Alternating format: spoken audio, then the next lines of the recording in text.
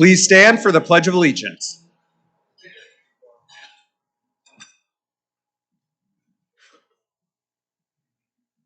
I pledge allegiance to the flag of the United States of America and to the republic for which it stands, one nation, under God, indivisible, with liberty and justice for all. Please remain standing while Tom Gale, Senior Advisor at SVN Hintz Commercial Real Estate, comes to the podium to give our invocation. Thank you, President Todd. Righteous God, we thank you for being all-loving, faithful, and everlasting God. Your word says that you do not show favoritism because you do not prefer one nation, one race, one group, or one gender over another. We pray that you renew our minds so that we can reflect your love to all people. We pray that we embrace diversity and do not exclude people because of prejudices we hold in our hearts. May we have your divine way in us. Amen. Thank you, Tom. You may be seated. I would like to reiterate Rotary's thanks to our sponsors whose logos appeared on the screen before the presentation began. If you or your company are interested in either having your logo appear or having a short video produced, please contact Mary in the Rotary office. With that, we do have a fair number of guests in our midst today, so when I call your name, please stand so that you can be recognized. Tom Hunter from Husco International, Candace Early from Early Image Consulting, Tamara Hogans, Bader Philanthropies, Jed Justman, Corporate Design Interiors, Ann Rasmussen from Milwaukee Public Library, John Schmid, Milwaukee Journal Sentinel, Betsy Wyatt from Kramer Kresselt, Richard Walker, Ann Haynes from the Rotary Club of Swissvale, Pennsylvania, Bob Bassett from the Rotary Club of Mitchell Field, Kay Landowski from the Ability Center, and Fabian Gonzalez from the Ability Center. Thank you all for joining us today and welcome to our club.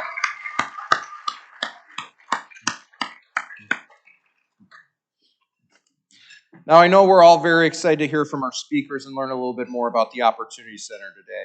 But first, we've got a short list of some club business to take care of. The first thing is the Rotary Now More Than Ever Challenge. So as we've been talking about, we're in the middle of our friendly competition between the Rotary Board and the rest of the club with a goal to recruit 50 great new Rotarians to our club over the next year. The board has taken it upon themselves to bring in 25 members with the hope that the rest of Rotary will be able to match that number. And after a slow start, I'm happy to report that the board has tied the score up with Maggie's Good Guys. So we're looking to continue to carry that momentum into November and really start as the board piling it on the rest of the club. So if you know somebody who would be a great Rotarian, please invite them to our lunch, invite them to join us, and just let the Rotary office know you're bringing a guest. Obviously, that prospective member is able to come and check the club out, and Mary or Aaron can provide you with additional information about Rotary for those prospective members. So best way to bring new people in is to really let them know what we as the Rotary Club of Milwaukee do. You'll notice on your tables a copy of the latest edition of our People of Action series. This week highlighting member Kendra Ingram. Thanks to James Madlam for writing the profile on Kendra. You'll also find a copy of the profile on everybody's table, as well as on social media, where Packers legend Donald Driver commented on our club's LinkedIn post, co-signing Kendra's outstanding work in our city. So congratulations to Kendra, and take some time to check out that profile. Finally, Tom Sattler, Executive Vice President at the Equitable Bank, will invite you to join us at Feeding America, our next Done in a Day volunteer opportunity. Thanks, President Todd. How many of you participated in a Done in a Day committee function? Terrific. Thank you so much. Our next one is coming up on November 6th, as Todd mentioned, at Feeding America from 9 until noon. We'll be sorting and labeling food items. Food insecurity remains one of the biggest issues facing our community, and the pandemic has only amplified that. We encourage you and your family members to sign up either online or at the registration table by the elevators. A special mention to new Rotarians or members that may have joined during the pandemic, that this is a great way to meet fellow Rotarians while being of service to our community. So look forward to seeing you. Thanks.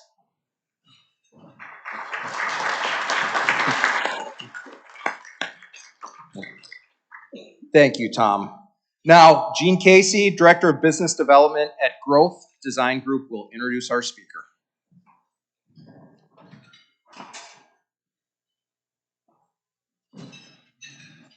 Thank you, President Todd. I love saying that, President. Thank you, President Todd. Sounds very official. It is an honor for me to introduce our speakers today, Damian Buchman and Frank Cumberbatch. Together, Damian and Frank are spearheading the creation of the Opportunity Center, the country's first combined community and urban sports tourism center, designed to provide people impacted by disabilities with the daily opportunity to be fit, active, healthy, and to play. Damian Buchman is the founder and executive director of the Ability Center, a nonprofit charitable organization that aims to provide accessible, affordable, inclusive fitness and athletic programming to children and adults with physical and/or intellectual disabilities. As a survivor of a rare bone cancer in both legs and 22 knee replacements, Damian has unique insight and a passion, and for those of you who know Damian, that is an enormous understatement, passion to help people and inspire others who face physical challenges in their lives. Now, with over 10 years of experience in sports facility management, along with an additional 10 years in the nonprofit sector, Damian has become a leader in the adaptive sports industry. Frank Cumberbatch is the Vice President of Engagement at Bader Philanthropies.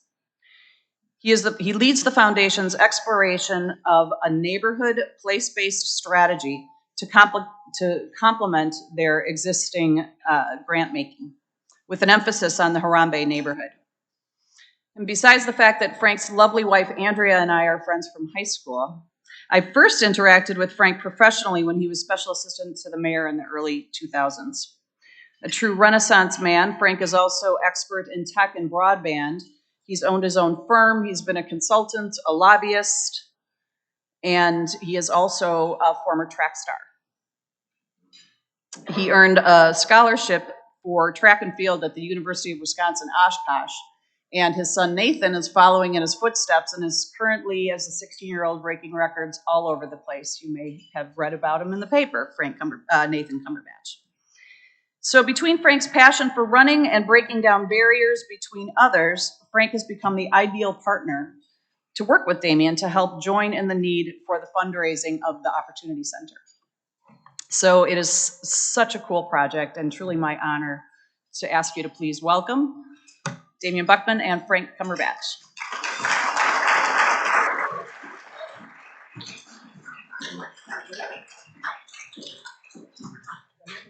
All right.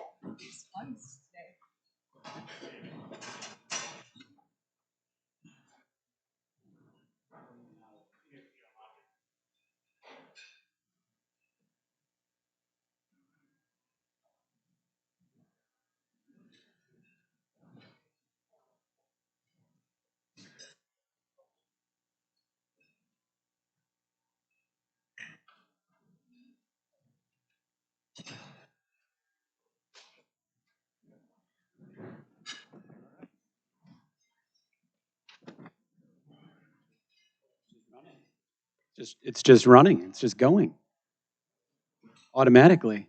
You always test this stuff before you get up here over and over and over again. My watch unlocked it when Aaron opened it before, and now suddenly it's just doing what it wants to do. And we tested it like 3 times, I promise. So let's start there. And I'm going to turn it over to my new best friend, one of my very new mentors over the last year and a half, who's teaching me how to be a better human being. Well, good afternoon, everyone. It is an honor to be here. I became a member of the Rotary Club of Milwaukee by joining an organization called Future Milwaukee way back in 2001, where I was chosen as the leader of the leaders and got the honor of being a member of this organization for 3 years free. So thank you all very much. It is so great to be up here to tell you about this project. I was born in the Southern Caribbean, a little island called Trinidad, the most southerly island in the Caribbean, to illiterate parents. The journey for me was when I turned 10 to go down to Public Works, join my father, and become a laborer.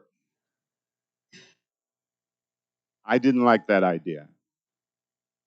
Local track coach asked me to join the neighborhood track team. And that is when the light went on in my life. I suddenly got a sense of direction, a sense of purpose about what I will do for the rest of my life. I went to my mother and I said, get me 2 shirts, 1 pair of pants, and a pair of shoes. And I promise you I will get this family out of poverty. She agreed. I joined the track team. I ran track. I graduated from high school. And on the day she took me to the airport, she reminded me of my promise to her. I went to the University of Wisconsin at Oshkosh, Wisconsin. I got a degree in business administration. I ran the 400-meter at the school, the record that lasted for 39 years, and got inducted in the Sports Hall of Fame on a promise that I will deliver my family. And what got me that? Sports. Or I would have been a laborer. I moved to Milwaukee, Wisconsin, and despite all the ills in this town, this city right here that we sit has been very good to me. This city, this state, and this country. And in 2015, I decided it's time I do something for it. And I went back to the one thing I knew, sports. And I came up with the idea to build a facility for little boys and little girls whose parents did nothing more than laborer work. And I knew using sports, could get them to be more than laborers. And I came up with the idea we're going to show you today. But along the way, there was one group of people I forgot. People with disabilities. Until I ran into this man. I'm going to let him tell you about him. And then we're going to get into telling you what together we created that we believe will transform southeastern Wisconsin for our children, our families, and for everybody that walked through those doors. Is that the mic drop moment? Not sure I could follow that up. Please. What's been amazing since Frank called me, literally a week into the pandemic, is the continual stories of hardship that I've heard come out of his mouth. You know, from getting eggs from the neighbor so that they could eat, from sleeping on a mattress on the ground with all of his siblings and just a curtain dividing him and his mom. And when we talk about poverty, like that's real poverty. And when he called me, he said, "Hey, Damian, Frank Cumberbatch." I mean, he just leaned right in. VP Bader Philanthropies, you haven't met me, but you sent a proposal to our foundation, you know, a couple years ago that spoke to exactly what I was trying to do, is what you're trying to do, except I think we should combine those missions.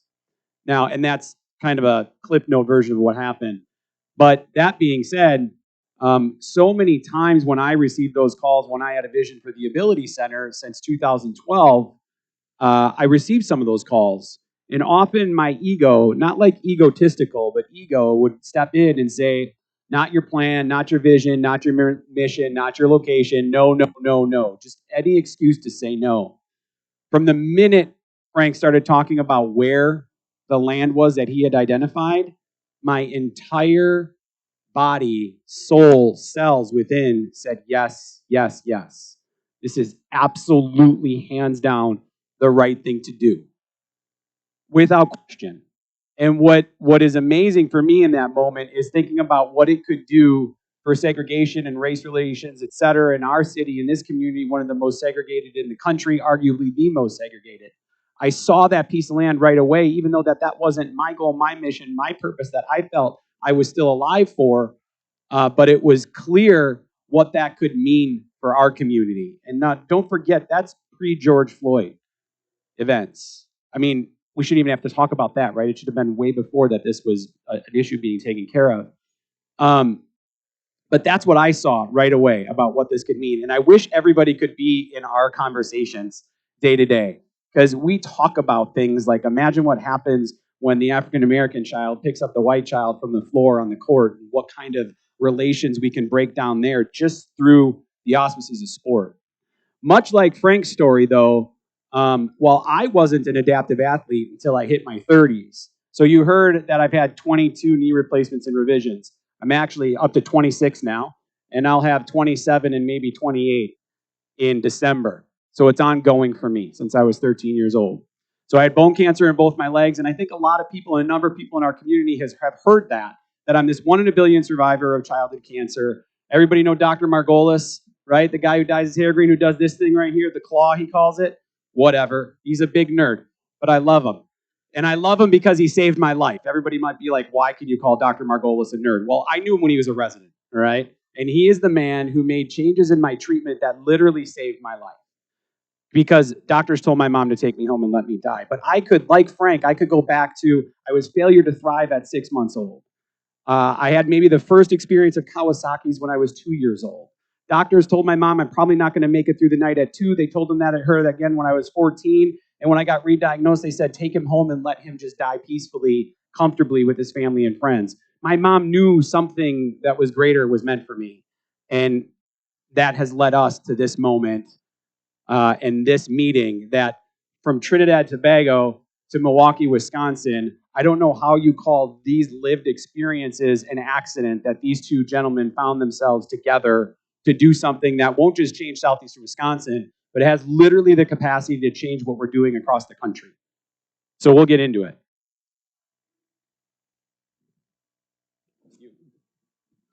So if you look at, this is the site of the facility. You see the Opportunity Center there to the right. The road on the right side, that's I-43. To the left is Green Bay Road. Just to the south of the image where it says Google, that's Capitol Drive. If you're from Milwaukee, you know that Rankin Son had a car dealership just to the north, in that little white spot, just to the south of where it says the Opportunity Center. We're happy to announce that we purchased that land and we're ready to get on with building this facility. Now, if you look at it, you will see, to the right of the freeway, if you keep going to the east, along Capitol Drive is Shorewood. To the northeast is Whitefish Bay, Glendale, and just to the right in the Rufus King neighborhood is probably the core of the African American community.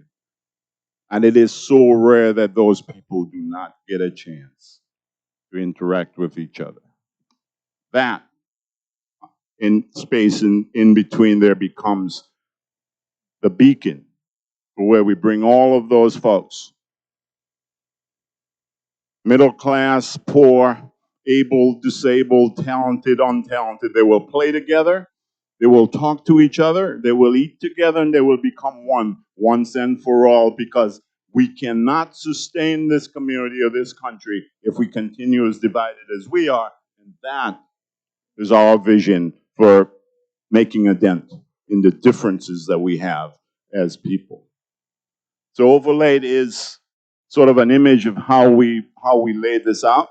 Now, we laid it out to sort of see if our ideas will fit. It will fit. This is an opportunity center. That's a facility that will bring all of our people together to play, to learn, and to interact. Go to the next one.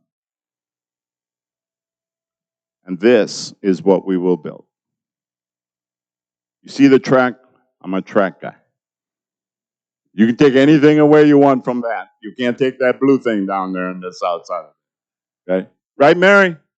They cannot take our track away. That's what Mary and I went to school together at UW Oshkosh. She was as great a distance runner as a 19-year-old as she was a marathoner in her 30s. So great to see her. So that space is the concept of what we will have. The track is built to the international track and field standard, and that's where sports tourism comes in. Today, I don't know if you have children that play sports. We have a pay-to-play model, right? I can pay for my child to play baseball. $3,500 for my son to play baseball. The moment you make that statement, you just drove a wedge between those who have and those who don't. The children across the street cannot play in the model today. So we intend to disrupt pay-to-play by bringing the highest level of sport with the highest level of support to them in that space. Go ahead, Damian. What Frank doesn't mention is, I also won't let that track go. And why? Well, because if you are a wheelchair user or a wheelchair racer, you can only make the turn indoors on a 300-meter track. So if we're going to be inclusive and we're going to be intentional and we want everybody to participate, that's the way they can participate. You can have a 160-meter indoor track. A lot of schools have them. You can have a 200-meter indoor track, and that allows for official timing on indoor track.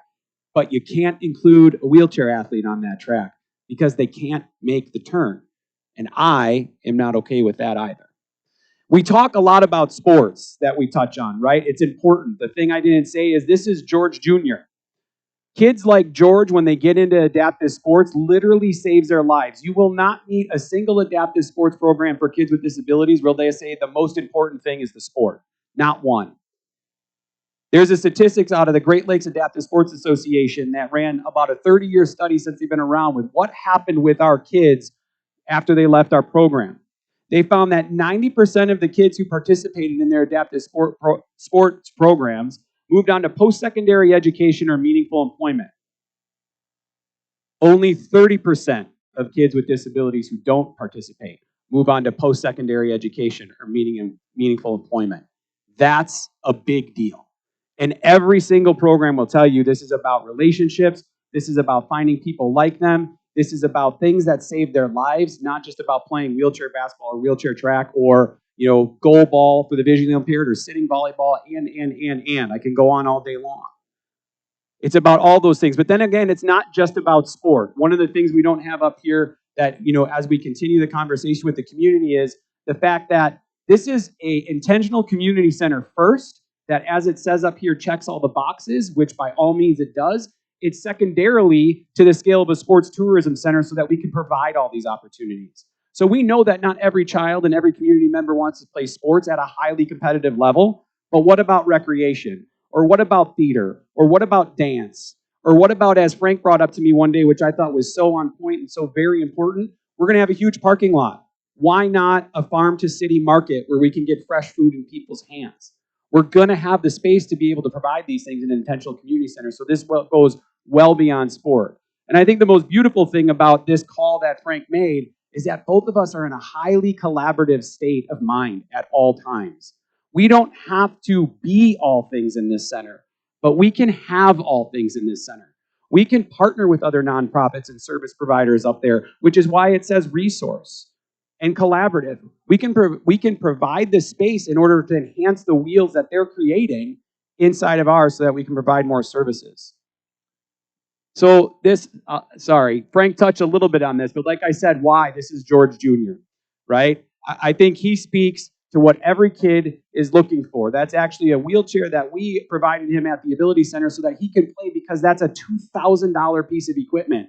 I don't know who in here owns a 2,000 pair of Jordans, but probably not. That's his option of what he needed to be able to play. And he didn't even score a bucket there, right? George is that excited just to be playing ball with friends. But Frank, I'll let you take some of this stuff, but he talked about this idea of inequity in the pay-to-play model, so I'll let you take it from there.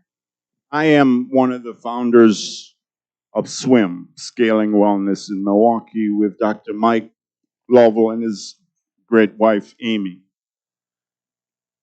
And in the idea of collaboration, we will bring trauma-informed care to this entire facility. The coaches, the janitor, the lady in the concession stand. We have to address the trauma that these children have experienced and continue to experience in their lives if they're going to be healed. We have to read to them. We have to mentor them. We have to feed them. We have to wrap them completely 360 degrees if we are going to make a dent in what's happening in our city. I am the middle distance coach for a little track club called the Milwaukee Mustangs.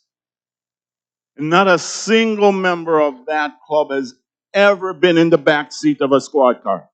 Not one. You know why? Because when we're done with them, all they want is their pillow. And I tell the moms all the time, he can't be asleep and stealing cars at the same time. Which one do you want? I'd rather him sleeping. Okay, I'll take care of that, because by the time they pick him up, they're out. And then the residual, their bodies are developing. Their minds are developing, right? The bodies become a shrine. When it starts to develop, now they don't want to put bad stuff in it because they work too hard to get it into a good place. That is what we want to do. And we don't care if you're 2 or 102. If you're human, you're an athlete. And there will be coaches ready and able to coach you at wherever you are. This is transformational, and this will make a major difference in our community. Now, the last topic that I want to cover is the economic impact. So how do we sustain the operation of this thing? Come back to sports tourism. All of the money from southeastern Wisconsin right now, or most of them, or I should say Milwaukee. We have the Rock out in Franklin. You can go out there and play. You can drive to Wisconsin Dells. There are baseball fields forever. You can go down to Westfield, Indiana. Every weekend we're taking our money and giving it to somebody else. We got to turn that around. Westfield had to come to us. You want to run with our kids? Come to Milwaukee. They were willing, ready, and able to beat the crap out of you. So come on out. Right? Oh, by the way, and it's true, we win. And we practice 4 months out of the year. 4. Because when it gets cold, we have 2 choices. We go to the Pettit and pretend we're a speed skater and run around the track, or we do nothing. And year after year, we have to start all over again. With that, there'll be 12 months out of the year, and I don't know what's going to happen to other people then. They would come and run for second. Right? So that's what we want to do, impact our kids, sustain an economic model that brings money in, so we use that money to sustain and operate the facility, right? Create some jobs, and then let us loose into the space to create hope and opportunity for our children. Yeah, and Frank touched on the fact that don't just think the Rock in Franklin, right? Think about the 2 in the western suburbs that are coming as well. The Rock is also doing the Mosh Performance Center. New Berlin is open with the orthopedic, I think, of Wisconsin Hospital is opening in New Berlin, a sports facility. I ran Center Court Sports Complex in Waukesha. There's the Pleasant Prairie Recplex. Fox Cities came together as 10 municipalities to create the Fox Cities Champion Center in Appleton because of sports tourism, because it brings dollars into your community. Now, what are you sensing a theme here? All of those facilities are in the suburbs. And if not in the suburbs, they're downright rural in the middle of nowhere. The closest thing to the opportunity to scale is 500 miles away in Geneva, Ohio, in the middle of nowhere. To simply find 21 plus contiguous acres of land in an urban setting is unheard of. And how amazing, I mean, can we really sit back and look and think that that is an accident, that that's there, and we were able to acquire that to do this? I don't know about you guys, I don't believe in accidents. And to have that opportunity to put that on a major thoroughfare right off of the freeway in the Rufus King neighborhood, again, we've worked with the Sports Facility Advisory as our consultant on this. They operate $1 billion of sports tourism under roof across the entire country. I asked them, is there anything to this scale in an urban setting anywhere in the U.S.? I don't know anyone else who would be a better expert than them. And they said no. They can't identify one. That's one of the things that makes this game changing. Now, I spend the money to go travel and play wheelchair basketball as well myself around the country. I'm often leaving Milwaukee as well, into Chicago, into Tennessee, into Detroit. Not very rarely ever here because there isn't a space for us to do so, right? So we're taking our money out. But every time I do that, I will spend the money to be 30 minutes away from the venue so that I can be in the city so that we can get the entertainment when we're outside of the gym. I'll spend that money on those hotels and I'll drive a half an hour to the venue. That 4 mile thing we had up there is the idea that this site is 4 miles from everything. I don't know if anybody's driven over 43 and has seen the big mountain of dirt that's there right on site right now. I stood on that site. I really want to visit that site every weekend, actually. I wish I could show you pictures of my kids having a great time there.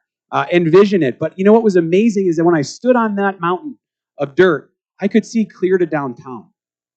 I could see Northwestern Mutual. I could see U.S. Bank. I could see where Marquette's campus was. I could see where UWM campuses was. And I thought, how powerful would it be to have a viewing deck at that and kids can see where they can go? That's the first vision I had with something like that. These other facilities, you can't see anything beyond where you are right now. Often all you're seeing is cornfields. So the opportunity to put this in a neighborhood like this is just, it's unfounded, and it's an incredible opportunity for Milwaukee to be the first, to be the leader, to be the one who changes the game. So we'll make some time for you guys to ask as many questions as you want within the limit of the time, right, President Todd? But let me end with this. Guys, we're creating Stone Soup here. I don't know if you ever read the book Stone Soup. We brought 2 stones in a pot. Who's got carrots? And peas, right? That's where you come in. If you want this soup to taste good, everybody has to be involved. Everybody, because we're not kidding. This is about children's lives and their families. He's right. I slept not on the floor, on the ground. I pleaded, please let me go to high school.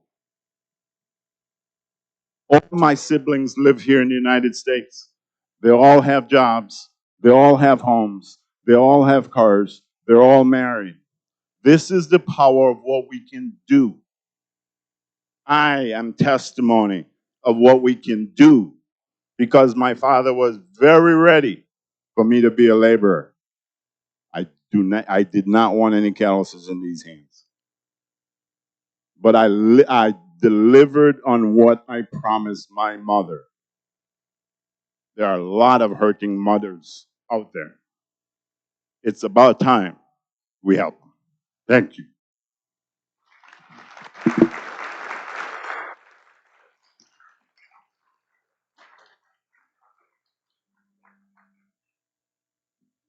Are we?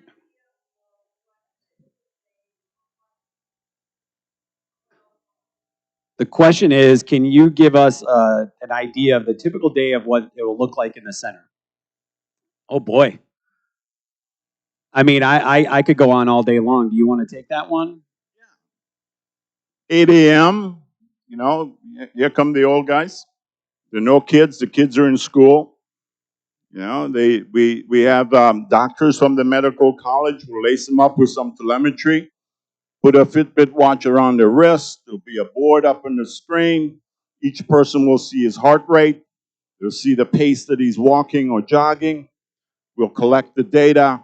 The college will analyze that data, share it back with them, and we will measure the progress of every single one of them that walk.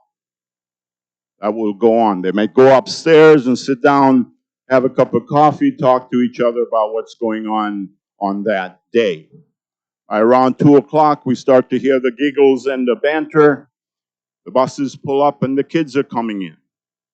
Before they come in, to go out on the track or whatever they want to play, they will show up in a classroom. There will be students from Marquette University, UWM will go through those bags. Let's see what you got for homework for today.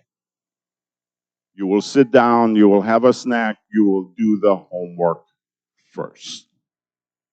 You could complain, you could whine, but you will complete the homework, you will spend time with that mentor, and you will just stare at the track. It's your choice. Or you will finish it, and then you will go out and join whatever program is going on out there for that day. If mom came with you, or dad, we'll have activities for him or her, and they could go off in their merry way and go do what they're doing. There'll be yoga, dance, we might have a conversation. What is the impact of reading to your child when they're 3 years old? It makes a world of difference between those who read to the children and those who don't. And we will teach them and show them the data. Read to the child. We will have no mercy about how poor you are or how discriminatory this country is. We're about forward looking, about hope, about what you need and what the children need in order to succeed. That's what's going to happen in the building, and it will happen day after day. If it's Saturday, Yes, the farmer's market will be going on. Maybe if it's a Wednesday, the mobile dental clinic for Marquette will be in the parking lot. Have the children's teeth cleaned for free. So what we're saying is we will pick the best of what the services around and bring them together and offer them and market them and offer them to families in terms of what does that person or that family need in that given time. We want it all. We don't have to do it all.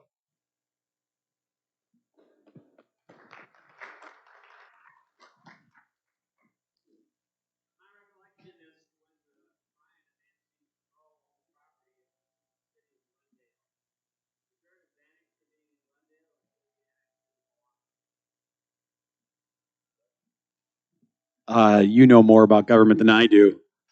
Yeah. The question was if there's a benefit to this. This parcel is divided. 16, almost 17 acres of it is in Glendale, and a little over 4 of the acres are in Milwaukee, cut right across the property. So the question is whether or not, repeat if I'm wrong, that is there a benefit to it be annexed into Glendale? To be in one or the other. We haven't really analyzed the pros and cons of it, but I will tell you we met with both municipalities. Glendale is very gracious, very open and excited to help in whichever way they can, but so is Milwaukee. DCD, the Department of City Development, has said we're ready to engage in whatever conversation we have to engage with Glendale to make it work. We've thrown out all sort of financial packages, annexation. This will be run by a nonprofit, by the way. So, should we talk about a pilot versus property taxes? So those conversations are ongoing. But we will collect all the data and then make a decision that's best for the long-term viability of the space. A pilot is a payment in lieu of taxes, is what that acronym states. Because in Milwaukee, Milwaukee does not like to have any entity not pay any taxes, so you negotiate a sort of a percentage of the property tax in terms of a pilot. If I could point out a quick thought that I had recently about this, and I brought this slide back up so that everybody can kind of see what I'm thinking. The facility part of it that is going north and south that's the Glendale property. The other facility that's going kind of east and west, horizontally versus vertically, that's in the Milwaukee property. I had an experience during the pandemic where Pius High School, we were doing an event with Pius High School. They couldn't host that event at Pius because the city of Milwaukee was shut down, right? So they ended up courts and hosting that event at Wisconsin Lutheran College, which is just down the street in Wauwatosa. So they were still able to host something. Is there argument to be made that because the property to the south is in Milwaukee versus north of Glendale, when all of the kids in the suburbs were still playing, once they opened back up during the pandemic, the kids at MPS were not. They were not. Everybody else had the opportunity to continue to move on, to try to figure out how to navigate their way, but those kids didn't. We could serve them in that half of the facility, arguably, right? I don't have all the details. I don't know what the next pandemic holds, but if it holds what we just experienced, and if half of our property is in Glendale and half of our property is in Milwaukee, we could have still served these kids from MPS, from the Rufus King neighborhood and around by giving them a space to be in.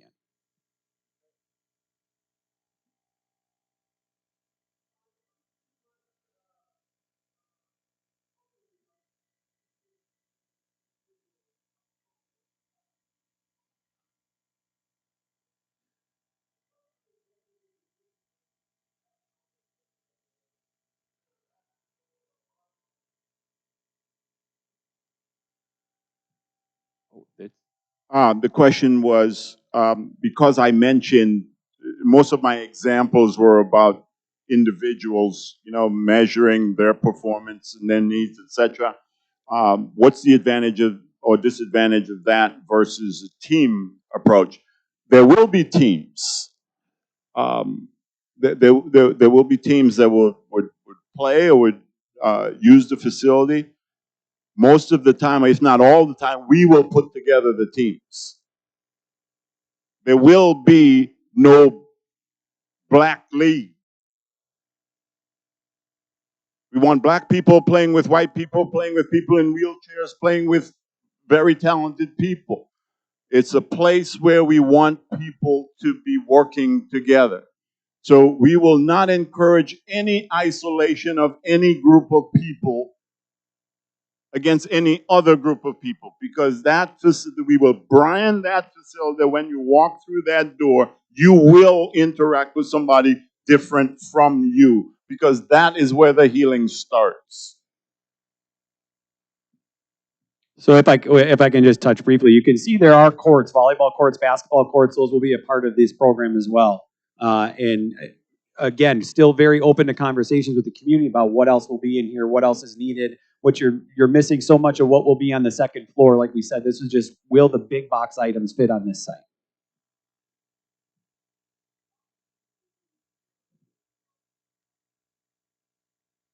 So we expect to see 1 million door swings per year, at least 150,000 mission visits. The revenue that we will drive through here will allow us to provide about 10,000 programmatic mission hours, about 1,000 scholarships in that neighborhood. So the beauty of I think where City of Glendale and Milwaukee kind of came in the conversations we've had is that this is not Frank Cumberbatch, Damian Buchman developer, who's looking to make a buck. This is Frank Cumberbatch, Damian Buchman life experience that has us stepping up, wanting to do good for others. So the revenue that's generated that makes it not only sustainable, but has a surplus, will be turned right back into programming for people who have the financial need. On day one, not sure. But those are our goals. And that's why we want to reach out to everybody to say the space is open to all.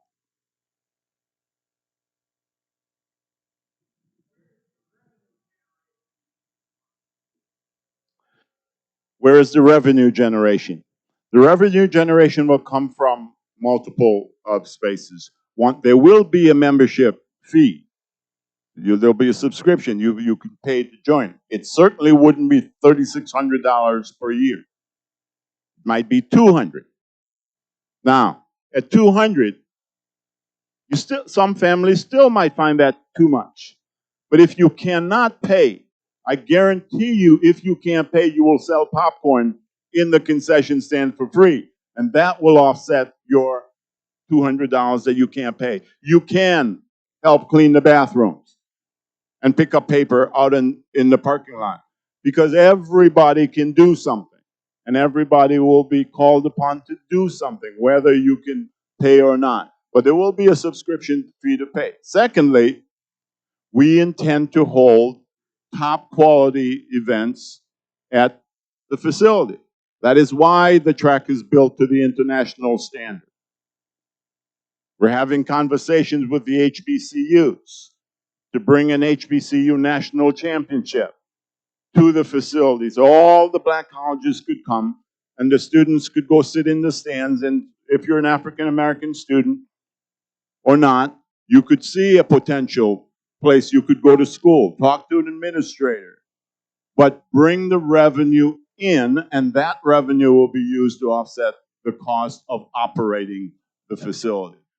And we can hold numerous of those events on a weekend. So in essence, it's a community center Monday through Thursday, and it would act as a sports tourism facility Friday night, Saturday, part of Sunday. And that is how we will sustain ourselves. We intend to be as self-efficient as we can possibly be, so that we're not constantly asking the community for resources to operate it. And we feel very confident that we can do that.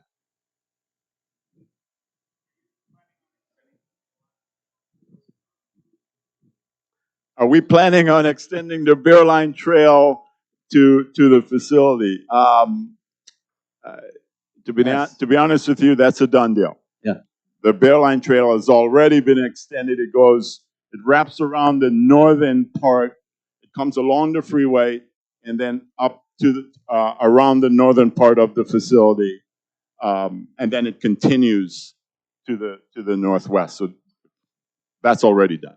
It's actually very cool to stand there and see it being built. So I've stood there and I see the tunnel that's going to be under the bridge that's coming down. They've already started it, which makes it amazing that it runs, right? People can access this by bike from all over the community, in the suburbs even, right? I think without ever touching a road.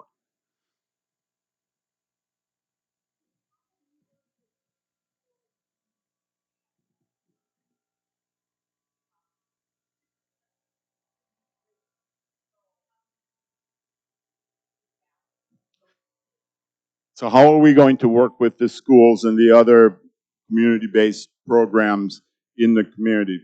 We've met with all of them. And what we've said to them, this is not competition. This is complementary. And we're batting 1,000 in terms of their response to, okay, let's work together. So we're in conversation with just about all of them, Boys and Girls Club, MPS, or just big ones, small ones. But we're in those conversations to see how programming could work in unison and not have them feel threatened by the facility. So those are ongoing conversations.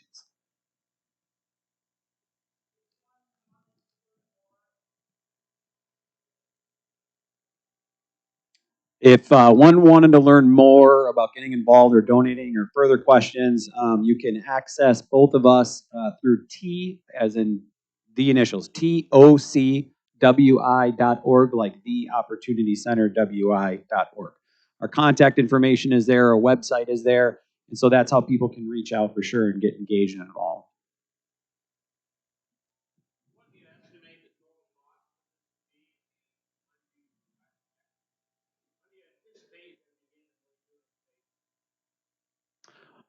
So the facility estimation is about $75 million to build out everything from land on up. I think our ultimate goal is to open by the fall of 25. We have already begun the fundraising process, and the asks are starting to hit the community. Am I missing anything there? No, I mean that's where we are in the process. We're heavily in the throes of it. As it sits right now, we do not intend to build it in phases, just because of the way we want to hit the ground running with the programming, and all of the parts are connected to each other part, and so it would be difficult with the way the business model is designed to sort of do this in a phased approach. I was actually a little hungry for that question and missed that part because I think I got so excited. I've been asked that question about phasing a facility like this for years, and my question that goes back to people is, well, what part of the mission should be sacrificed if we're going to phase this? Who has to sit out if we're going to phase this facility? What revenue are we not going to generate to make it sustainable, right? Sports tourism venues are large so that you can attract a Big East Conference track and field tournament, so that you can attract an 8-court basketball tournament. Otherwise, if we build it too small or we build it in phases, we're going to lose those opportunities. And then you are hit across the head with, are we even able to keep our doors open? And then if you get hit across the head with that, then what part of the mission suffers in order to bring in the people who can pay the revenue to be here? And then we keep closing the doors on more and more people who were really supposed to be there to help, because they may not be able to afford to pay.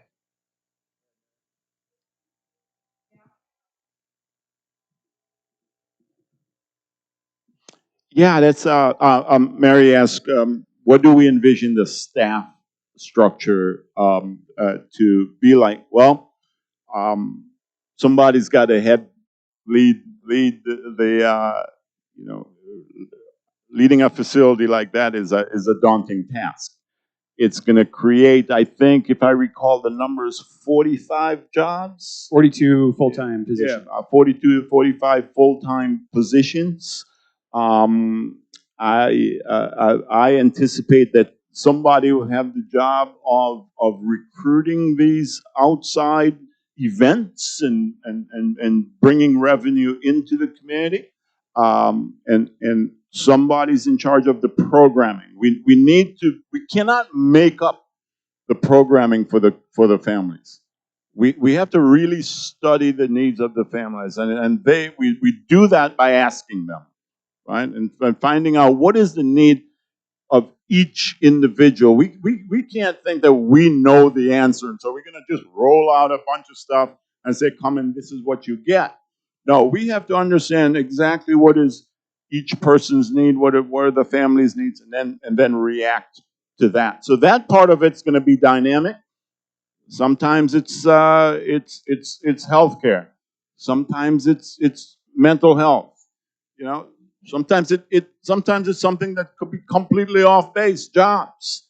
You know, they can't come because we have 3 or 4 jobs. How do we deal with that? Right? But we will respond to the needs of the families, and then the thread that runs through it, of course, that won't change sports.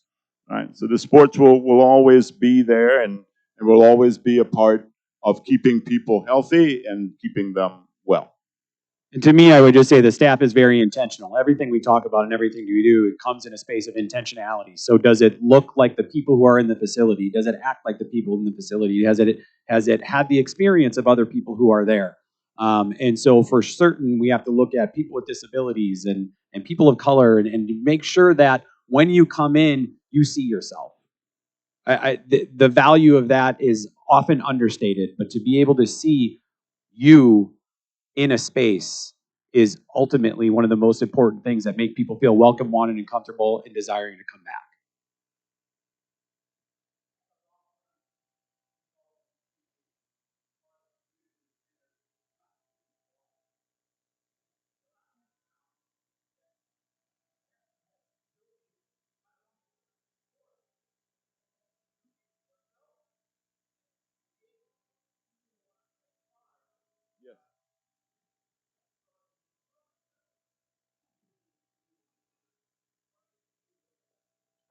Well, first of all, let me repeat the question.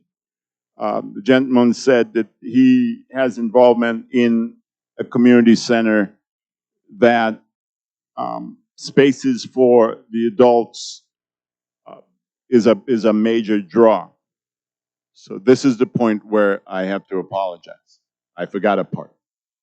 On the part where the courts are, you don't see it there because the schematic drawing just to show you the footprint. There will be a second level there. And it's on that second level, there will be classrooms and spaces to gather and sit and play cards, and for yoga and stretching and a bunch of other things. That's where the classrooms will be. That's where we would deal with homework and all of that type of stuff. So I forgot to mention that layer. But let me also say that programming for adults and seniors are intentional in this project. It's not an afterthought. There will be programming built especially for the adults in the facility. But in my remarks, we ignored mentioning that. Thank you very much. One more. 75 million at first sounds like a large number, but when you put that against the Bucks Arena, No, we're talking. 500 million, and the development of the Gears District, another 500 million. 75 million sounds perhaps a little conservative. If I could, just real quickly, a $65 million Discovery World, a $140 million or more. Oh, I'm sorry. Well, yeah. Oh, so yeah, we could go to 100 million. I've got more visions, just so everybody knows. But I mean, we have I think a $240 million museum coming. We have the $140 million plus, right? Symphony Center, $10 million plus, I believe, ballet center. And now I go back to saying what I said earlier.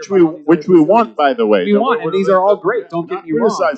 But where are all of those things?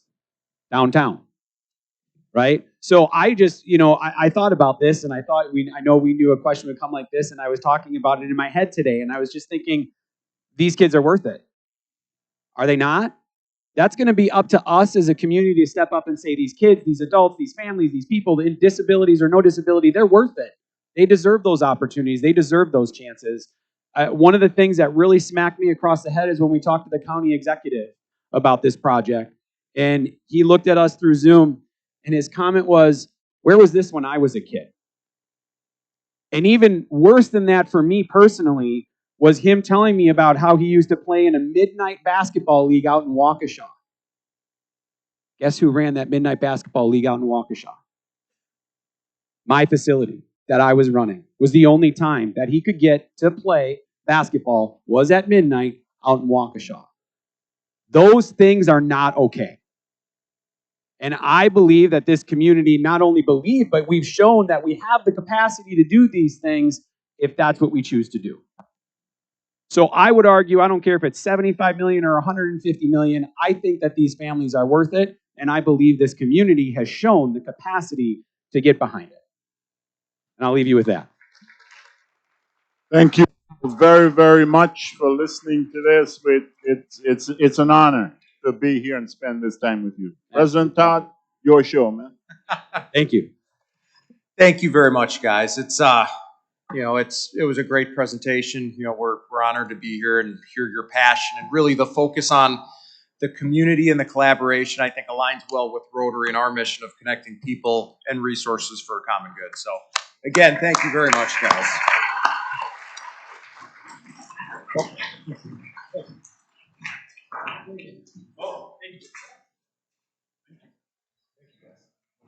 $100 million. $200 million. As a thank you for coming in and speaking to our club, obviously we have the wonderful Rotary Connecting mugs for you guys. We'll also be making a donation to the YWCA of Southeastern Wisconsin, whose mission is eliminating racism, empowering women, and promoting peace, justice, freedom, and dignity for all. So thank you. Couple reminders for everybody before we head out here. The Environment and Ecology Committee meets in the Rotary office after we adjourn today. And then join us next Tuesday for our special UN Day program with Mike Paddock, Senior Tech Advisor for United Nations Development Program. Let's go out and do some good in the world. This meeting is adjourned.